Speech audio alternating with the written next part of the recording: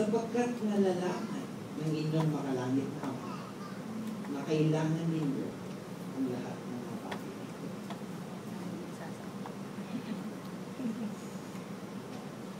90% daw po ng mga bagay na problema natin sa ngayon, tatawanan natin kinabukas. Isipin ko ninyo ito. 10 years ago, hindi ko pa, ako po, ang problema ko lang sa mga pagdaan. Pero ngayon, tapos ngayon, ang problema ko po, ano pa ako makakapagpalit ng trabaho? Ngayon, sabi ko, paano ko magkaka-girlfriend? May anak na nga hanggang ngayon ko, ano po? So, iisipin po ninyo kung ano po yung problema mo natin, o iniisip po natin, 10 years or ilang taon po man, okay? Tanggap ko na.